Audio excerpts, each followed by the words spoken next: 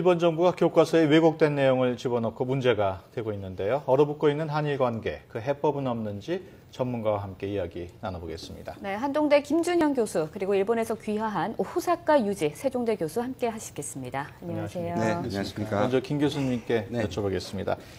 이번 일본 정부 검정교과서 조치로 이제 초등학교 5, 6학년 학생들도 독도가 일본 땅이라는 내용으로 공부를 하게 됐는데요. 네, 맞습니다. 이런 그 검정을 내준 일본의 의도 어떻게 보십니까? 이게 사실 처음 있는 일은 아니죠. 네. 계속되었는데 이게 우리한테 좀 충격을 주는 이유는 두 가지로 볼 수가 있을 것 같습니다. 하나는 이게 조금 전에 기사에서도 나왔지만 이게 과거보다는 훨씬 많은 교과서 회사들이 그렇게 하고 있다는 것이고 그 문구가 단순히 역사 왜곡뿐만 아니라 자극적으로 공격적으로 바뀌었다는 것이고요. 또 하나는 우리가 지난번에 헤이그 정상회담으로 인하고 무라야마 다마와 고노 다마를 승계하겠다고 얘기한 다음에 이것이 다시 터졌기 때문에 그때 그 아베 총리의 말이 결국 립서비스에 불과했다는 분에서 좀 배신감을 더 느낄 수 있을 것 같습니다. 이번에는 호사카 유지 교수님께 좀 여쭤보고 싶습니다. 아무래도 일본에서 살아오셨고 또 교육을 받아오셨던 분위기에 잘 아실 것 같은데요. 일본 역사 교육에서는 한국을 어떤 이미지로 바라보고 있나요? 그게 시대에 따라 상당히 차이가 있습니다. 사실 93년 그 고노 담화가 발표된 이후에는요, 위안부 문제가 모든 교과서에 오히려 실렸습니다. 그래서 오히려 한일 관계 우호라는 것을 다지는 분위기가 상당히 나왔고요.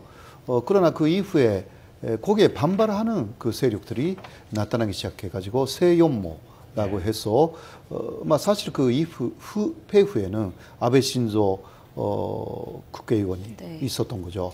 그런 식으로 해서 그러한 세력이 또 집권하기 시작해가지고 그 우파 세력들이 위안부는 없었고 그리고 독도는 정확하게 일본 영토다. 이러한 주장을 하다 보니 일본 내에서 또 반한 감정이라든가 상당히 한국적이 오히려 왜곡시키고 있는 것이 아닌가. 이러한 분위기가 고조되기도 했습니다. 역사적으로 일관되어 있지 않다라는 부분은 사실 그 일본 정권이 어떤 정권이냐 정부가 거기에 상당히 영향을 일본 국민들이 받고 있다라는 것을 보여주고 있다. 그렇게 말씀드릴 수가 있습니다. 일본이 독도 영유권을 주장한 게 사실 이번이 처음은 아니라고 말씀을 하셨습니다만 독도를 일본 영토로 잘못 기술한 교과서가 그전에도 있었습니다. 그래픽을 함께 보면서 보겠습니다. 그동안 독도를 일본 땅이라고 왜곡해서 쓴 일본 교과서 지난 2010년에는 한 종뿐이었습니다. 그런데 4년이 지난 지금 6종으로 확대가 됐습니다. 나머지 2종도 지도에 독도를 일본 영토로 표시를 해서 사실상 모든 교과서에서 독도 관련 소식을 왜곡하고 있는 상황입니다. 이렇게 되지 않도록 우리 정부가 막을 수 있을 수 있지 않았을까요? 어떻게 보십니까? 네, 우리가 바라는 반대예요. 그런데 이제 한 3가지 정도의 어려움이 있는 것 같습니다. 정부가 이미 파악하고 있었을 것이고요. 첫 번째는 이제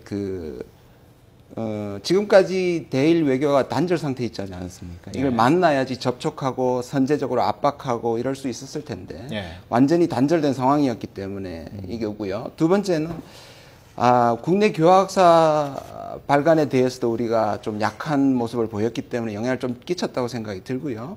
세 번째는 일본이 늘 얘기하고 있는 반대예요. 딱히 막을 방법이 사실은 없을 수도 있습니다. 왜냐하면 일본은 이건 민간이다. 내용이라든지 사상에 대해서는 간섭하지 않겠다. 실제로는 지침을 내리고 있고 그 지침에 따라야지 통과를 시켜주는 것임에도 불구하고 대외적으로는 일본 정부는 관리하지 않고 있다. 이걸로 얘기하는 것 같습니다. 이번에 발표된 일본 교과서 내용 좀 더 자세히 들여다보죠. 우리나라와 일본의 과거사 청산 문제 중 가장 큰 주제가 바로 위안부 문제 아닐까 싶은데요. 그래픽을 함께 보시면요. 2010년이나 지금이나 초등학교 교과서 어느 한 곳에도 위안부 피해자 문제를 거론하지 않고 있습니다. 사실 왜곡을 넘어서 상당히 의도적이라고 볼 수 있는데 이걸 어떻게 해석해야 할까요? 이것은 본격화된 것은 2006년에 1차 아베 내각 때라고 할 수가 있는데요. 그때 그 교육기본법이라는 교과서를 사실상 만드는 가이드라인이 우리가 말하면 한국 쪽에서 말하면 계약이 됐어요. 네. 그 근본에 있는 그 정의로서 애국자 그러니까 나라를 사랑하는 그 인간을 교육해야 된다. 이런 식으로 바뀌었거든요. 그렇기 때문에 위안부 기재라든가 이런 것은 그 나라를 그러니까 일본을 오히려 싫어하게 되는 사람을 만들기 때문에 이런 것은 저자의 판단으로 얼마든지 삭제할 수가 있다라는 그러한 면을 간주하면서 계속 또 위안부 문제를 그 신능 교재이며 검전 통과를 시키지 않게 한 것입니다. 네. 그러한 역시 이 교육기본법에 실린 애국자를 계속 기원하는 교육을 해야 된다.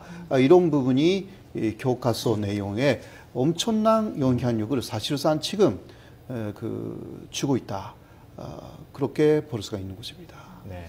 사실 이번 교과서는 독도나 위안부 문제 말고도 그 밖의 내용에 대해서도 뭐 인만 세대가 축소하거나 미화시키기도 했는데 관동 대리진 조선인 학살 사건의 경우 그동안에는 5개 출판사에서 다루다가 이번에는 2개 출판사로 줄었고 또 청일, 러일 전쟁에 대해서는 구미 제국에 고통받는 아시아 국민들에게 용기를 줬다는 내용 이렇게 침략 전쟁을 미화를 하고 있습니다. 이런 왜곡된 역사관을 학생들한테 물려주는 셈인데 이런 앞으로 과연 어떤 상황까지 나올지 정말 우려가 되고 있는데 어떻습니까? 예, 제가 모두에 말씀드린 것처럼 늘 반복되는 일이지만 새로운 전환점으로 좀 볼 면이 좀 있는 것 같습니다. 그거는 말씀하신 바와 같이 일단 너무 공격적이고요, 자극적이고요. 그 다음에 특히 침략 전쟁을 미화하는 부분은 일본 제국주의의 그 대동아 공영권을 매우 닮아 있습니다. 아직 뭐 그 정도까지는 아니라 하더라도 그런 시동을 걸었다고 볼 수 있고요. 그다음 이제 미래 세대까지 그 역사를 단순한 왜곡이 아니라 미래 세대들을 세뇌시키고 이것을 이웃 국가와 적대적인 자세를 가지게 한다는 자체는 매우 심각하게 받아들일 필요가 있다고 저는 생각합니다. 우리 호주 교수님은 어떻게 보셨습니까? 예, 역시 일본의 아사히 신문이라든가 마이니치 신문이 오늘 지적을 했습니다. 그거는 이번에 검전 통과에는 아베 정권의 연도적인 반침이라든가 역사 인식이라든가 그런 것이 정확하게 반영되었다라는 이야기입니다. 그래서 아베 정권이 지금 목표로 하고 있는 군대를 보유하겠다라든가 이러한 부분이 사실상 역사라든가 일본의 과거를 바라볼 때 아주 좋은 과거를 일본이 갖고 있었다. 미화할 수 있는 내용들이 교과서에 그렇게 포함시키면서 교육을 한다면 군대를 부활을 시키지 않는 어떤 이유도 없게 되는 것입니다. 그것으로 차근차근 초등학교부터 시작해가지고 중학교, 고등학교 그러니까 초변의 교육을 그러한 일본의 과거를 미화시키는 그러한 내용으로 도배해버리고 위에 있는 어른들까지도 교육한다. 그럼 지금 군대를 부활시키겠다라는 아베 정권의 그 방향성하고 교과서 검정라는 것이 하나로 움직이고 있다. 그렇게 볼 수가 있습니다. 이번 교과서 검증 문제에 대해서도 우리 정부에서도 즉각적으로 입장을 발표했습니다. 조태용 외교부 대변인의 성명을 통하면 일본이 계속 이렇게 도발을 계속할 경우에는 한일 관계가 앞으로는 악화될 수밖에 없다. 이렇게 강력하게 규탄을 했는데요. 앞으로의 한일 관계 어떻게 전망하십니까? 모두가 예상하듯이 한일 관계는 나빠질 것인데요. 그럼에도 불구하고 좀 난처한 입장입니다. 왜냐하면 우리가 여기 봤다시피 미국의 압박이 지금 중재라 그러고 압박이라고 그럴 수도 있는데요. 그게 계속되고 있고 또 하나는 헤이그 회담으로 빗장을 좀 열어버렸단 말입니다.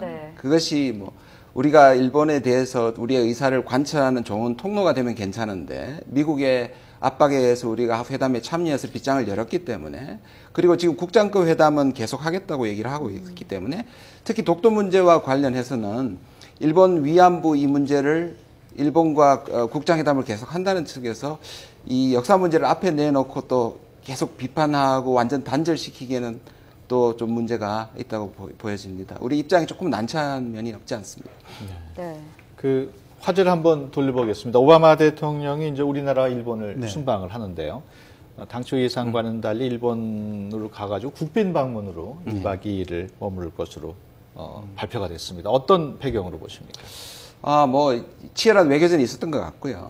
또 일본은 여기에 굉장한 의미를 부여하고 있는 것 같습니다. 네. 특별히 작년 10월에 2+2라고 이제 외교 국방장관 회담을 한 다음에 굉장히 협력이 긴밀해졌거든요. 네. 그 당시에 집단 자위권도 인정해주고 센카쿠 열도도 일본 편을 들어주고 또 이번에 또 무기 수출 제한도 풀어주고요.